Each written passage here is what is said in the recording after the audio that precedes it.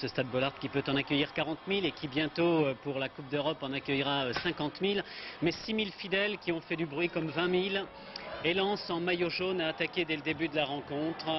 Les joueurs lensois se sont battus, se sont bien battus à l'image de Leclerc, leur meneur de jeu, qui a permis à Rust de s'échauffer dès le début de la rencontre. Et ça repartait, là on en était à la 2e ou à la 3e minute, et ça repartait encore du côté de Lens.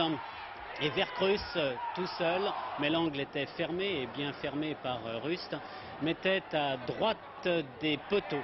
Une nouvelle occasion se présentait quelques secondes après, et cette fois il mettait à gauche. Du côté de Sochaux, il n'y avait qu'un seul joueur en attaque, c'était Yannick Stopira, un ancien Lensois justement, et puis Rust se faisait siffler parce que les Sochaliens, vers la fin de la première mi-temps, n'ayant préservé le match nul 0-0, se contentaient apparemment de ce résultat. Luktin Djadaoui, Posca, le capitaine. Il n'y avait plus que quelques secondes à jouer dans cette première période. Interception de Leclerc omniprésent, une belle ouverture et belle balle amortie par Djadaoui pour Thordarson, l'Islandais, meilleur buteur du championnat suédois l'année dernière. L'Islandais qui a du mal à s'adapter à la France car il ne mange que du poisson d'habitude et le régime carné à la française ne lui convenait pas beaucoup. Mais là, il réussit à parfaitement reprendre ce ballon et à marquer 1-0 à la mi-temps. C'est le 11e but quand même depuis le début du championnat pour cet Islandais. Deuxième mi-temps, même scénario, ça recommence. Les joueurs sont maladroits car il fait froid. Michel Leclerc tire, je confonds avec l'ancien tennisman, tire sur la gauche des buts de... C'est Daniel, oui, c'est pour cela.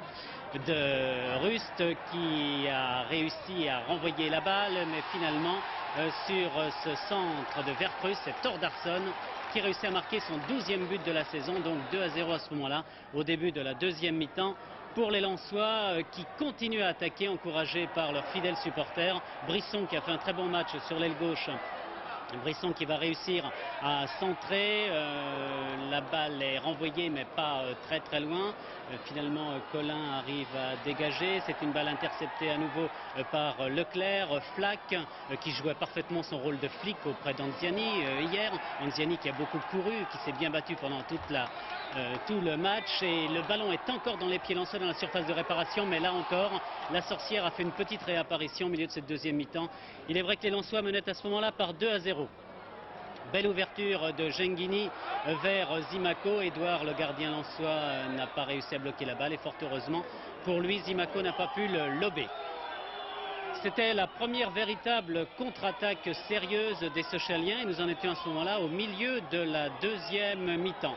Collin, le jeune Collin qui allait bientôt céder sa place à Patrick Revelli, ouvrait sur Stopira et regardez bien comment Stopira tire d'une quinzaine de mètres, un très beau tir tendu contre lequel Edouard ne peut rien.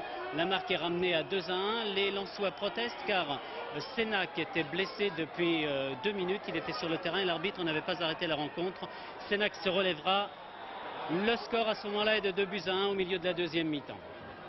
Rust, qui n'a pas le temps de se refroidir, dégage à nouveau à la suite d'une nouvelle attaque lensoise. Vous voyez que le froid fait commettre de nombreuses maladresses aux joueurs et c'est un petit peu à qui perd gagne. La balle est récupérée par les blancs qui la redonnent aux jaunes, etc. Et voilà un bel exploit ici de Daniel Xvereb, l'ancien lyonnais, qui tout seul arrive juste à la limite de la surface de réparation.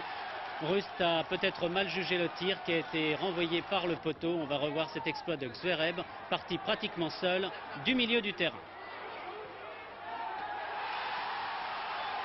3-1, donc à ce moment-là, les drapeaux peuvent s'agiter, les supporters lensois sont contents. Il ne reste plus qu'une quinzaine de minutes à jouer. La victoire semble assurée. D'autant plus que ce n'est pas encore terminé. Les attaques continuent du côté des jaunes. Mais Zimaco réussit à 5 minutes de la fin à reprendre la balle. Et sur l'aile droite, il va centrer et c'est Stopira sans aucune opposition qui réussit à marquer le deuxième but pour Sochaux. 3-2.